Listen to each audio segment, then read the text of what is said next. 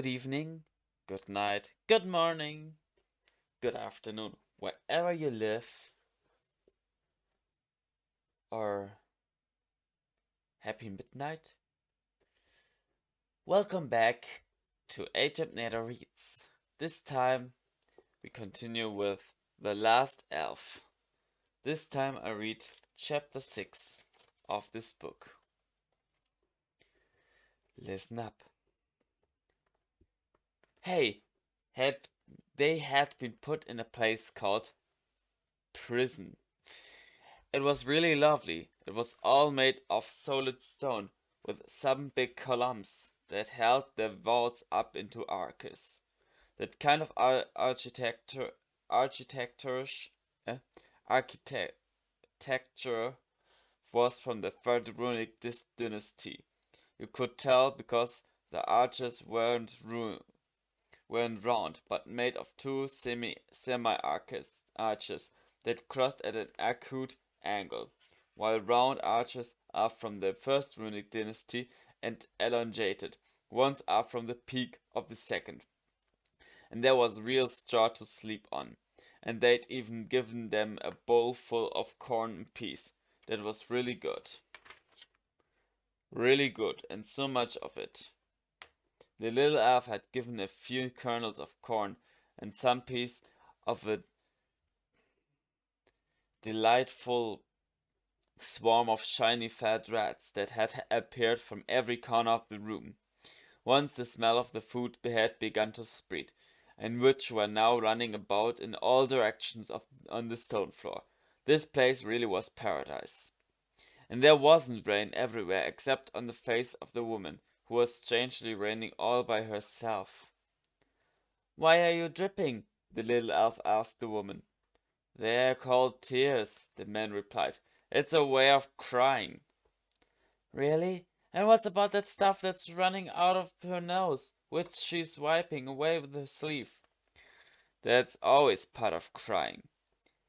"When we elves are sad, we lament, so that the others can hear our sadness and do something to reduce the torment," said the little elf with ill-concealed pride.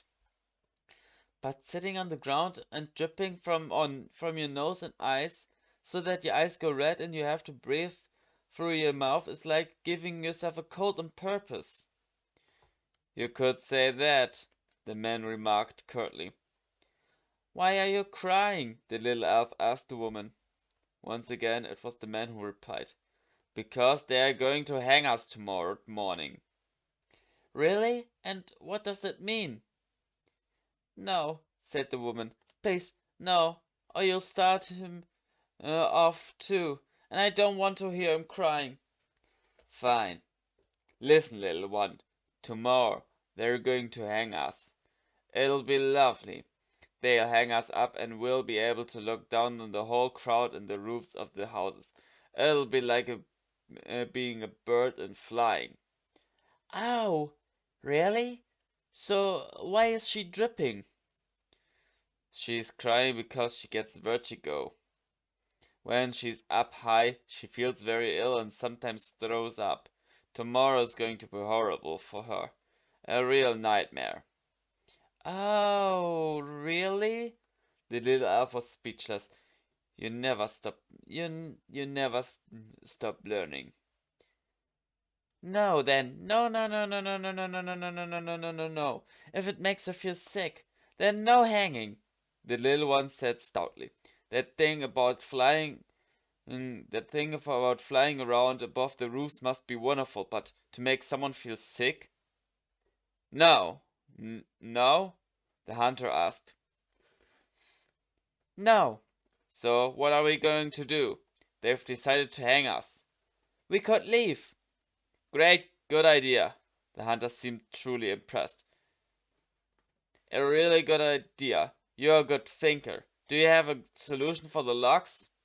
"We'll open them," explained the little elf enthusiastically. "Of course. Absolutely brilliant. And what about the keys?" "Those long things that turn around and go clank and the doors open?" "Precisely. Those long things that turn around and go clank and the doors open." See this corner here? They are about 5 yards past that.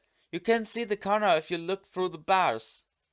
The hunter, who had been lying down, suddenly sat up. The woman, who had been huddled with her arms around her knees, wiped her face and got to her feet. How do you know that? She asked.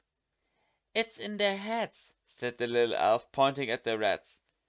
They walk past them lots of times a day. They don't know what keys are, but they have the image of them in their heads. Can you do anything to get the keys? Can you do anything to get the keys? I don't know. Make them fly to us? No, certainly not. Such things aren't possible. Gravity is inviolable. What is? What is? The principle by which everything goes downward, explained the little elf. You see, he dropped his last 2 peas, and the rats scurried towards them. The man and the woman sat down again. It's the principle by which our bodies will go down tomorrow, while our necks stay up in the rope, explained the woman, beginning to cry again. I can send the pretty little animals for the keys. The keys are just above the bench against the wall. It's an easy place for a pretty little animal to get to. The man and the woman were both on their feet. Really? The woman asked. Of course, the little elf confirmed. What's the problem? They're all friends now, he added happily, pointing at the rats. If I think hard about a pretty little animal, taking the keys and bringing them here, that thought is an image that passes from inside my head into the head of the pretty little animal, and then it does just that. The little elf leaned forward, and his tiny fingers brushed the rat's head. The animals swarmed merrily away through the bars that closed off their cell. And after a loud clank and a series of faint or rattling noises, they reappeared, dragging a big bunch of keys. The little elf picked them up, chose one from the big bunch, and clank, the heavy lock opened. There we go, said the little elf. The man and the woman dashed out. Now, where do we go? The woman asked. From here, it's all in the heads of the pretty little animals. 10 yards to the left, then left again, until you get to the stairs. Then there's a gate. Once again, the little elf chose the right key, straight away. More stairs, another gate.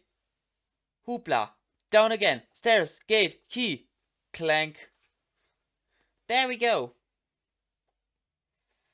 The little elf continued to lead the way. Now we pass along the underground passages till we get to the river. It's so lovely here. Look, these are round arches. First runic dynasty. Really splendid. We'll come back some other time to look at them. Really splendid. We'll come back some other time to look at them properly. Now let's get going. You know they might be offended that we've refused to be hanged, the woman suggested. Oh, look, the elf exclaimed. Those marks? The woman asked. They aren't marks, they're letters, the elf declared. They are marks. They are for the decoration, the hunter insisted. No, they're letters, runes from the first dynasty. I know how to read them. Grandma taught me. She knew how to read them.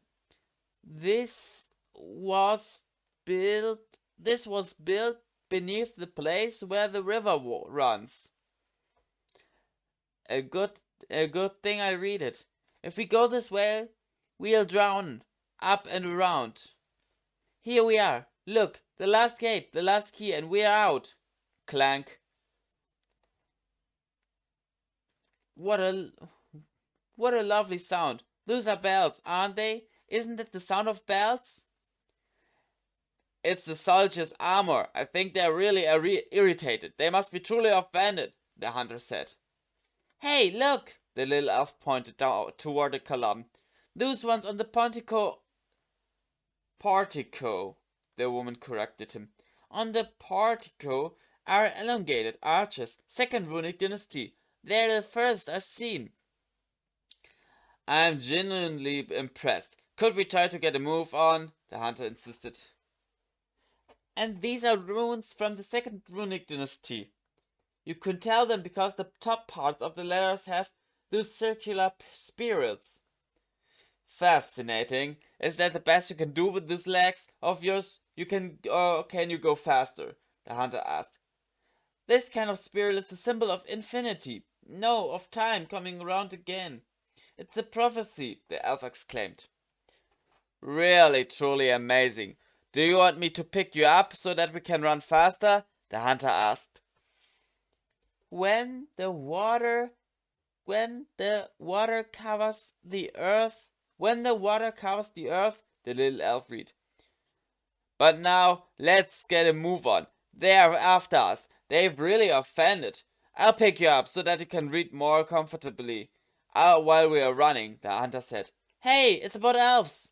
When the water covers the earth, the sun will vanish, the darkness and the ice will come. When the last dragon and the last elf break the circle, the past and the future will meet. The sun of a new summer will shine in the sky. Hey, wait, slow down. There was something else, but I didn't manage to read it. It said something about somebody great and powerful. Great and powerful must marry a girl bearing a name like the dawning light who sees in the dark and is the daughter of. I didn't read whose daughter she was. And if we cared, said the man, with the last breath in his throat, she certainly won't be our daughter. She'll be the daughter of some king or some wizard. People like us are never mentioned in writings on the wall. They were out of the building. The hunter was running with the elf in his arms and the woman beside him. The streets were narrow and full of twists and turns, and fortunately almost deserted. Apart from the man and the woman and the elf, and the soldiers chasing after them. The soldiers really were offended about the hanging business and had started firing little pointed sticks at them. And that's not nice. No, no, no, no, no, no, no. That can hurt. The little elf was starting to think he'd had enough. They were so touchy. All they'd done was refuse to be hanged. One of the soldiers appeared in front of them and aimed his bow. The little elf wished with all his might that this wasn't happening. The image formed in his head and flew into the heads of the creatures who had been one with him. The rabbit which was running through the reeds at that moment came to a baffled standstill. The chicken which was crouching in a niche among the high columns just above the soldier jumped from its straw and flew as hard as its wings could let it into the face of the soldier, who stumbled and fell, freeing the path. At the end of the square were the cages of confiscated animals. The woman's dog was barking as loudly as he could. Luckily, there were no locks here, just a big hook that the woman undid. A street, a corner, another street, the town walls, the drawbridge. Safe. No, not yet. The drawbridge had closed right in their faces. The hunter, holding the little elf in his arms, dashed up the stairs, along the walls. The dog running ahead of them, tripped up a soldier who had appeared. Once they had reached the top, the man took the woman by one wrist and, still holding the little elf in his arms, mounted the parapet and hurled himself toward the freezing water of the river below. The dog followed after. Maybe a bit of hanging wouldn't have been so dreadful, the little elf objected, but it was too late. There is nothing to be done about the law of gravity. They all plunged into the dark water. The little elf wondered if law of gravity might be a good name for the dog, but thinking about it, it wasn't short, and it didn't capture the idea of something soft, that knew how to play. Alright, guys and girls, this was chapter 6 of The Last Elf. Next time, I read for you chapter 7. But for now, I say good morning, good afternoon, good night, or wherever you are and watch this video. See ya.